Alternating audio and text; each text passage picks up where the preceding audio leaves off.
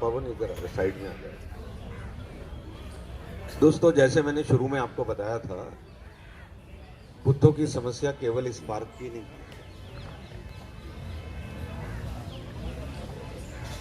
ये समस्या पूरी दिल्ली की है। और पूरी दिल्ली की नहीं, पूरे देश की है। जिस समय हमने ये सोचा कि हम कॉन्स्टिट्यूशन क्लब के अंदर एक मीटिंग करेंगे, उसके बाद दुनिया भर की आरडब्ल्यूएस वहां पर आई।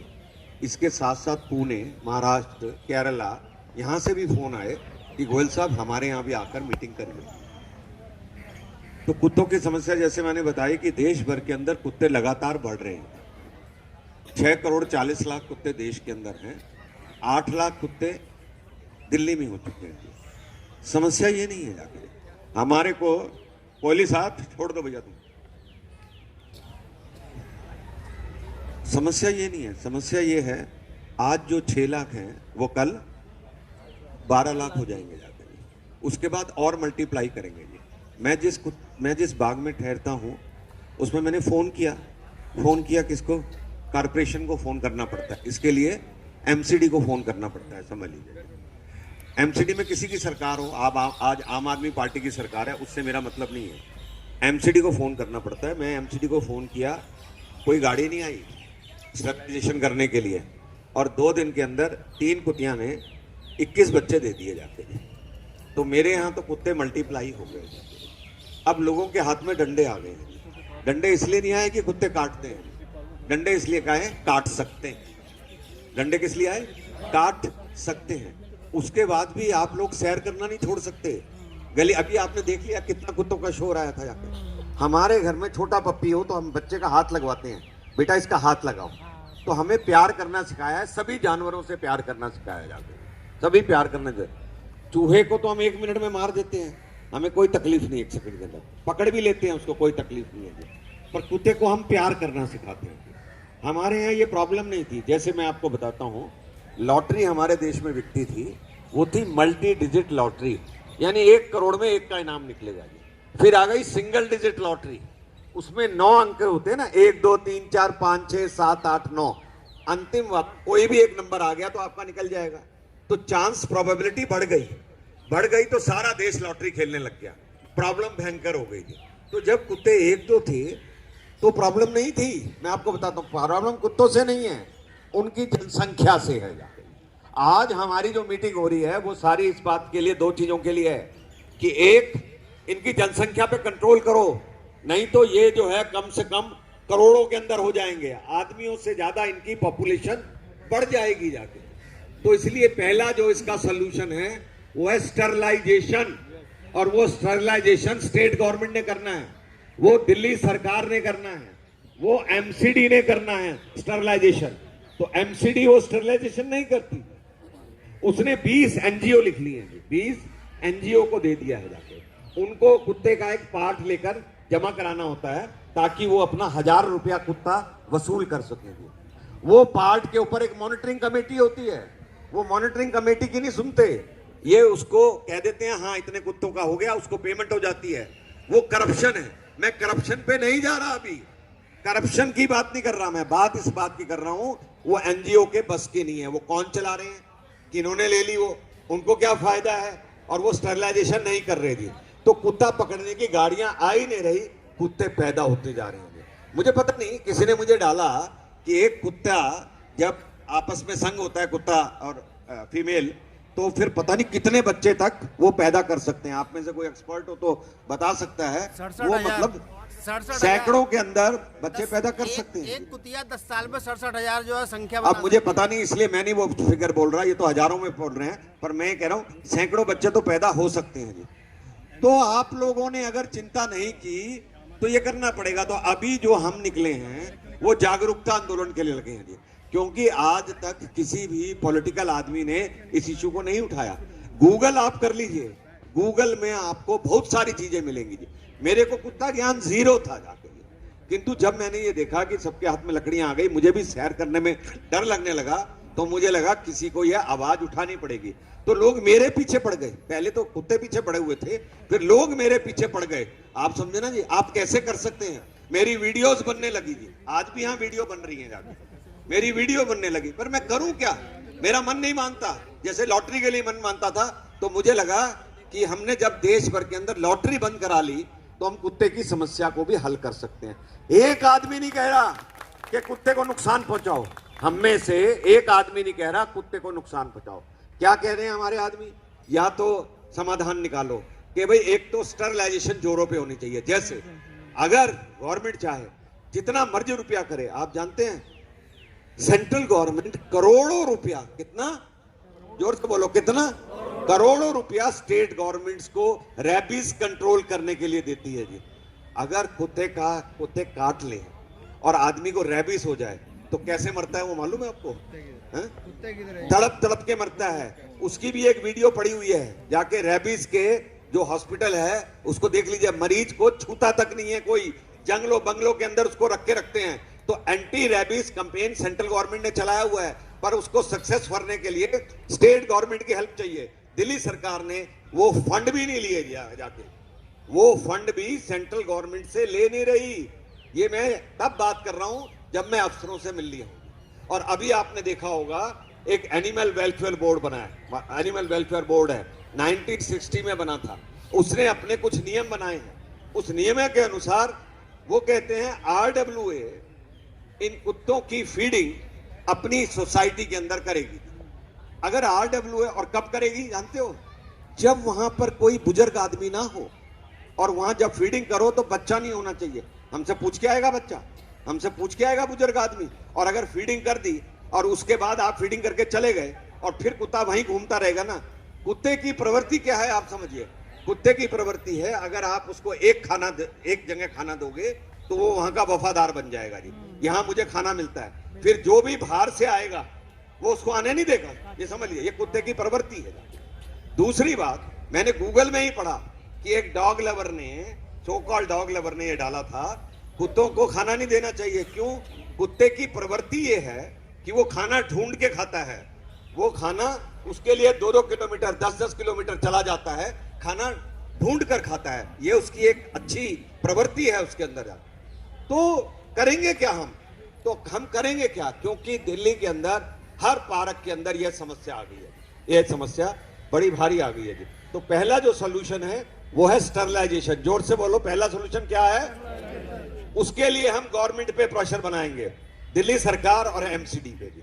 तो जब हम एमसीडी पे प्रेशर बनाएंगे तो उस एमसीडी के अंदर अब आम आदमी पार्टी है, उससे फर्क नहीं पड़ता। फर्क इस बात से पड़ता है, वो कहेंगे इससे पहले आपकी एमसीडी थी, आपकी एमसीडी थी। आप समझे ना?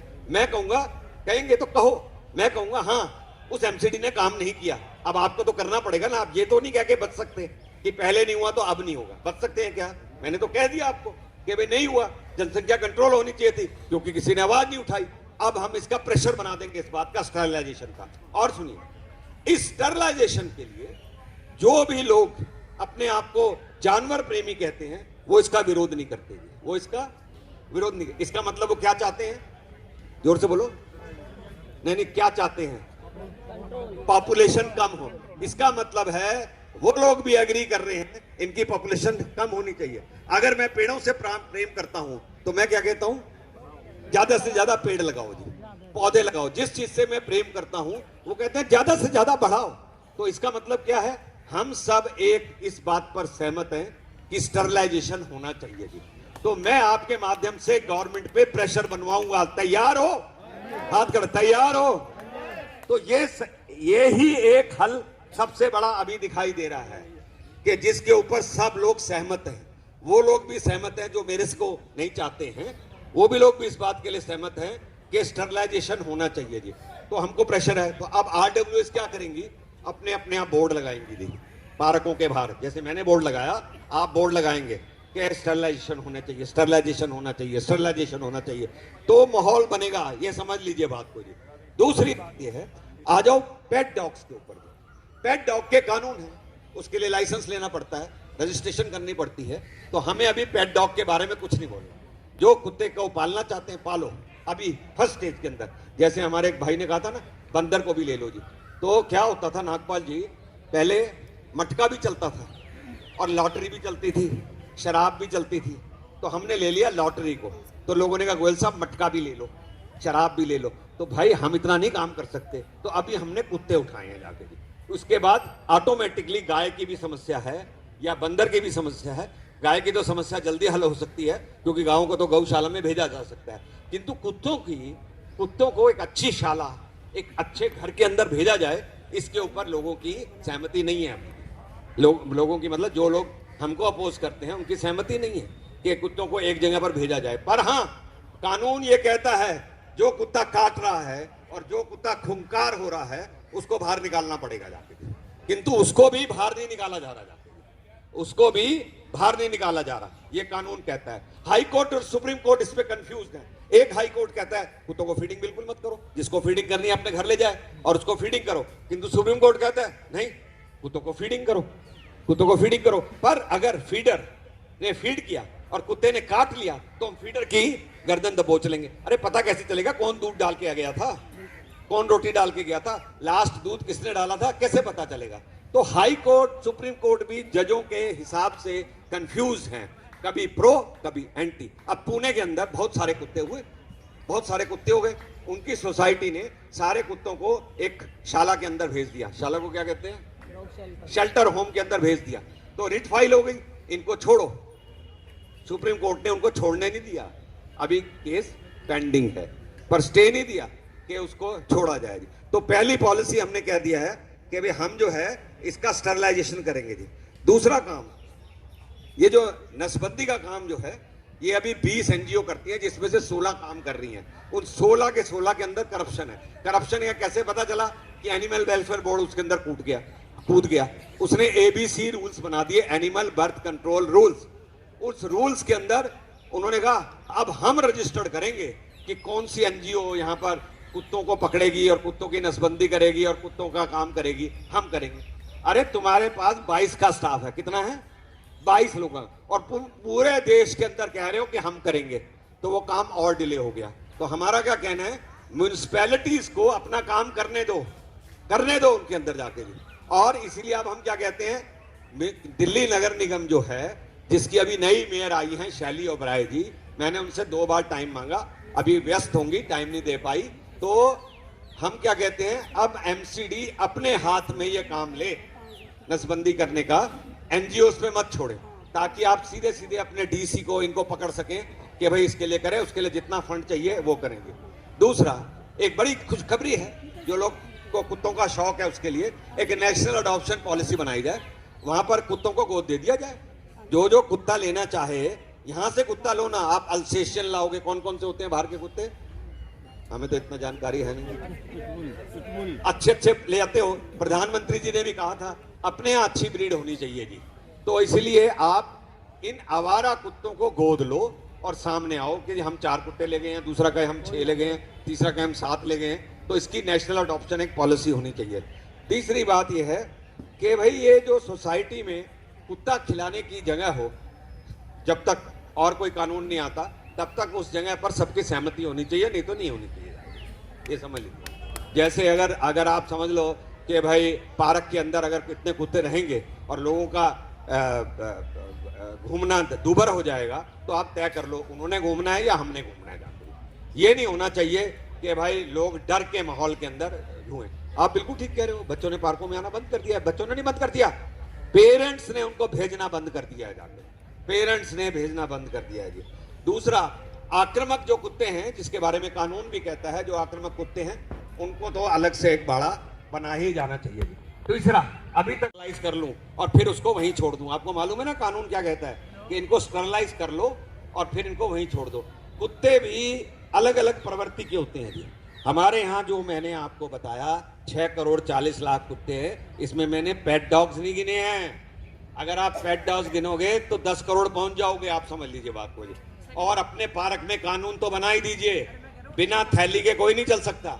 और आपको मालूम होगा एक टाइमिंग होता है, उस टाइमिंग से पहले आप कुत्ते को पार्क में नहीं ला सकते, मालूम है आपको? आपने लिखा हुआ है बोर्ड पे कि नहीं? वो हर जगह पर ये टाइमिंग है कि 9 बजे तक आप कुत्ते को अंदर नहीं ला सकते, ताकि लोग 6 से 9 ये बता रहे हैं। नहीं तो आप अपना बोर्ड लगा दीजिए 6 से 9 नहीं। और जिस पाथ पे आप चल रहे हैं उस पाथ पे कुत्ता नहीं घुमा सकते। ये हमारे यहाँ कुत्सिया बाग में तो ये रूल है। एक भी आदमी हमारे यहाँ पेट डॉग जो है लेकर इस टाइम के अंदर बीच के अंदर नहीं आ सकता है वो जाकर। उनके लिए अलग जगह है, जो भी जहाँ घुमाना है घुमाओ, बांध के घुमाओ, बिना उसके बांध के नहीं घुमाओ। तो मैंने आपको इसके सोल्यूशन बता दिए। बड़ा सोल्यूशन ये है कि आप खुद अपने चौकीदार बनिए और कोशिश करिए। यूनिटी में बड़ी शक्ति होती है, अकेले नहीं आप कर पाओगे। अकेले बोलोगे कोई कौन मत्था मारे जाके, पर इकट्ठे बैठोगे तो नहीं करोगे जाके। मेरी ताकत आप हैं, मेरे पास कोई ताकत नहीं है। जब मैं प्रदर्शन करने जाता हूँ तो मेरे को एसएचओ कहता है गोयल साहब आगे नहीं जा सकते, आप आगे नहीं जा सकते। मैंने कहा क्यों जाऊंगा? कहने लगा नहीं जा सकते। मैं पीछे देखता हूँ, मेरे पास 20 आदमी है। फिर दूसरी बार मैं प्रदर्शन करने जाता हूँ तो मैं कहता हूँ आगे जाऊंगा। वो कहता है एसएचओ जाओ ना गोयल साहब। मैं देखता हूँ मेरे पीछे 2000 आदमी है, तो फिर वो मेरे को जाने की रास्ता दिखा देता है। ऐसे ही ये लड़ाई आप सोचो मैं अकेले लड़ लूंगा, मैं नहीं अकेले लड़ सकता। मैंने आपको बता दिया काम सारा सरकारी है, इसमें गैर सरकारी काम आपको अलाउड ही नहीं है। जो गैर सरकारी अलाउड है वो मैंने आपको काम गिनवा दिए हैं कि जी अपने यहाँ के कायदे कानून आप बनाइए, सबसे मिलकर रहिए। हम सब लोग जो हैं एनिमल प्रेमी हैं, पर हम सारे जानवरों से प्यार करते हैं जाके। तो इसीलिए कोई भी आदमी हमको ये ना समझे, हमारे घर में शुरू से सिखाया गया है हर जानवर को, बिल्ली भी आती है ना तो उसको ऐसे ऐसे हम प्यार करते हैं, छोटी कुत्ता भी आता है उसको भी ऐसे ऐसे हम प्यार करते हैं।